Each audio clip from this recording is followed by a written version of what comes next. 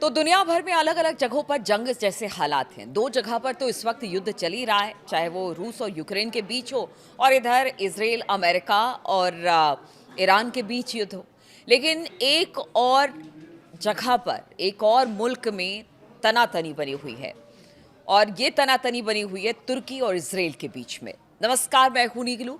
और ऐसा हम क्यों कह रहे हैं, क्या वजह है इसके पीछे, क्या कारण है कि तुर्की और इजराइल इस तरह से आमने सामने आ गए और एक नए तनाव को इन्होंने जन्म दिया है।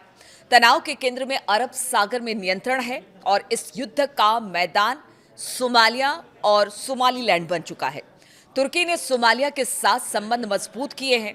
इसके तहत उसे समुद्र और जमीन पर तेल और गैस की खोज के अधिकार मिले हैं। तुर्की की सबसे बड़ी विदेशी ट्रेनिंग बेस के जरिए सोमालिया में मजबूत सैन्य मौजूदगी है। दूसरी ओर इजराइल ने सोमालिया से अलग हुए सोमालीलैंड को आजाद देश के तौर पर मान्यता देकर क्षेत्र में पूरा प्रभाव बढ़ाने पर बड़ा दांव खेल दिया है। आप समझिए कि एक राजनीतिक दांव इजराइल की तरफ से खेला गया है। बेंजामिन नेतन्याहू के नेतृत्व में इजराइल पहला देश है जिसने सोमालीलैंड को एक आजाद मुल्क के तौर पर औपचारिक मान्यता दे दी है। इजराइल अब अदन की खाड़ी के पास एक सैन्य बेस बनाने की योजना तैयार कर रहा है और इसी पर काम कर रहा है। इससे वो यमन के हुती विद्रोहियों पर डायरेक्ट नजर रख सकेगा, जो कि अभी तक उसके नियंत्रण से बाहर थे। वो किसी तरह से इन हुती विद्रोहियों पर नजर नहीं रख रहा था, लेकिन अब अगर वो इस तरह से एक राजनीतिक फैसला उसने लिया है तो कहीं ना कहीं हुती विद्रोहियों पर नजर रखने के लिए फैसला लिया गया है और लाल सागर के रास्ते तक उसकी रणनीतिक पहुंच बढ़ जाएगी ऐसा करने से। देखिए, इस साल की शुरुआत में सोमालिया पुष्टि की है कि तुर्की समुद्र में तेल की ड्रिलिंग का काम शुरू करने के लिए तैयार है। यानी दोनों के बीच, सोमालिया और तुर्की के बीच में ये सारे डील हुए थे। अनुमान है कि सोमालिया के समुद्र के अंदर कम से कम 30 अरब बैरल तेल है और 6 अरब क्यूबिक मीटर प्राकृतिक गैस का भंडार मौजूद है। इसलिए सबकी निगाहें अब सोमालिया की तरफ है। हालांकि सोमालिया के इस भंडार का ज्यादातर हिस्सा अभी पूरी तरह साबित नहीं हो पाया है कि कितना प्राकृतिक गैस का भंडार है और कितना तेल का। देखिए, इस वक्त दुनिया में अगर किसी चीज पर सबसे ज्यादा लड़ाई हो रही है, तनातनी हो रही है, वो तेल और गैस के भंडार को लेकर ही है।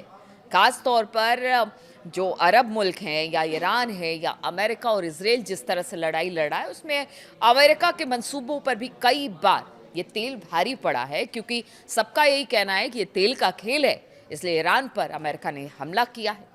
तो तेल का खेल ही है जो अब सोमालिया में भी देखने को मिल रहा है। साल 2011 के बाद से तुर्की सोमालिया के सबसे करीबी सहयोगियों में से एक बन गया है और वो सोमालिया को मानवीय सहायता, सैन्य ट्रेनिंग और बुनियादी ढांचे के विकास के लिए निवेश कर रहा है। आप जानते हैं सोमालिया में स्थिति किस तरह की है। भुखमरी की कगार पर सोमालिया है। हालांकि देखिए, प्रकृति तौर पर बहुत रिच है सोमालिया, लेकिन कहीं ना कहीं उसकी भौगोलिक कंडीशन ऐसी है कि वहाँ पर स्थिति खराब है और भी बहुत सारी बातें हैं जिससे कि सोमालिया की स्थिति अच्छी नहीं है। इसीलिए तुर्की लगातार उसकी मदद कर रहा है और साथ ही साथ सोमालिया भी कई हद तक तुर्की पर डिपेंड है। तुर्की के राष्ट्रपति रेसेप तैयब एर्दोगन ने अंकारा सोमालिया में एक स्पेस पोर्ट यानी कि अंतरिक्ष केंद्र बनाने की योजना का भी खुलासा किया है। इजराइल ने बीते साल सोमालीलैंड को मान्यता देते हुए वहां एक मिलिट्री बेस बनाने की योजना बनाई और इस बेस का मकसद यमन के हुती विद्रोहियों पर नजर रखने के साथ बाब अल मंदेब जल डमरू यानी स्ट्रेट ऑफ अल मंदेब पर अपनी रणनीतिक पहुंच सुरक्षित करना था।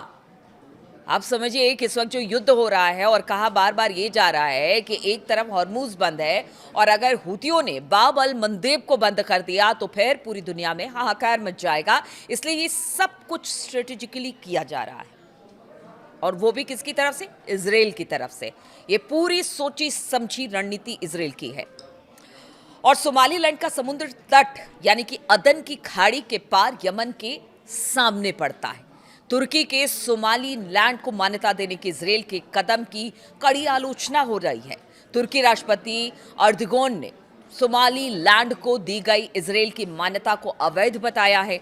सोमाली लैंड को मान्यता देने से इजराइल को जो क्षेत्रीय बढ़त मिल सकती है, उसको लेकर तुर्की में एक चिंता देखी जा रही है। देखिए, अगर दो प्रतिद्वंदी की बात की जाए तुर्की और इजराइल की, तो लगातार जो तुर्की है और इजराइल में हमने देखा है बहुत सी बातों को लेकर पहले भी इस तरह से तनातनी बनी हुई थी, और अब जिस तरह से सोमालिया और सोमालीलैंड को लेकर ये जो पूरी तनातनी है वो और ज़्यादा बढ़ गई है, और अब इसे लेकर तुर्की में चिंता भी देखी जा रही है। तुर्की और इजराइल में तनातनी बहुत ज़्यादा गहरी हो गई है। सोमालिया और सोमालीलैंड से परे गजा, सीरिया व्यापक क्षेत्रीय शक्ति प्रदर्शन को लेकर तुर्की और इजराइल के बीच तनाव गहराया है। इससे उन देशों यानी कि सैन्य शक्तियों के बीच बढ़ती भू राजनीतिक प्रतिद्वंदिता तेज हो गई है।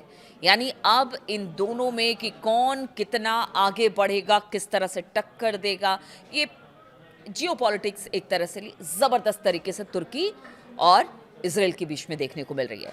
तुर्की के पूर्वी भूमध्य सागर और खास तौर से जो साइप्रस और ग्रीस का जो इलाका है उसके आसपास के प्रभाव बढ़ाना, वहां इजराइल उससे काफी ज्यादा खफा है। तुर्की जिस तरह से ग्रीस और उसके आसपास के इलाकों में अपना प्रभुत्व बढ़ा रहा है, इससे इजराइल नाराज है। सोमालिया और सोमालीलैंड हॉर्न ऑफ अफ्रीका में इजराइल तुर्की की प्रतिस्पर्धा यानी जो कंपटीशन है उसके केंद्र में बना हुआ है, और ये व्यापक विवाद लाल सागर से लेकर मध्य पूर्व तक फैले प्रभाव के लिए एक बहुत बड़ी लड़ाई को दर्शाता है।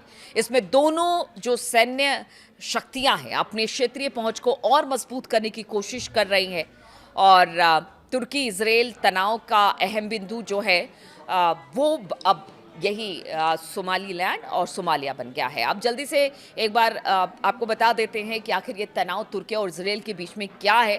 तो तुर्की और इजराइल ऑफ जो हॉर्न ऑफ अफ्रीका में ऊर्जा संसाधन और खासतौर पर लाल सागर व्यापार रूट पर जो नियंत्रण है वो सोमालिया और सोमालीलैंड पर ध्यान लगा रहा है, ऐसा तुर्की का आरोप है। तुर्की ने सोमालिया के साथ साथ जो उसका तटीय इलाका है, तटवर्ती क्षेत्र है, वहाँ तेल और गैस अन्वेषण के लिए औपचारिक का समझौता किया, यानी वहाँ से वो तेल भी निकालेगा और गैस भी निकालेगा, और सैन्य अड्डों और उपकरणों की तैनाती की गई है। इजराइल ने सोमालीलैंड को एक स्वतंत्र राज्य के रूप में मान्यता दी, जिससे दोनों के बीच में तनातनी हो गई, और कहा यह जा रहा है कि सोमाली लैंड को मान्यता देने के पीछे खास तौर पर इजराइल का मकसद हुतियों पर नजर रखना है। इजराइल यहां सैन्य अड्डा बनाने की योजना बना रहा है। सोमालिया और सोमाली लैंड में प्रतिस्पर्धा क्षेत्रीय प्रभाव के लिए व्यापक संघर्ष का हिस्सा है। गजा, सीरिया, अफ्रीका के में दोनों देशों में तनाव इस वक्त इसी को लेकर देखा जा रहा है। तो अब तुर्की और इजराइल आमने सामने है, और इसका कहीं ना कहीं असर अब पूरे मिडिल ईस्ट पर भी पड़ेगा, क्योंकि जिसकी नज़र यानी कि इजराइल की नज़र लाल सागर में है, हुतियों पर नज़र रखने की है, तो कहीं ना कहीं ईरान के लिए सही नहीं है। तुर्की इस वक्त ईरान के नज़दीक है, इजराइल अमेरिका के नज़दीक है, तो ये एक अलग समीकरण बनता दिखाई दे रहा है, और इस अलग समीकरण बनने को लेकर अब दोनों देश इस वक्त आमने सामने हैं। बहुत बहुत शुक्रिया मेरे साथ इस वीडियो में शामिल होने के लिए।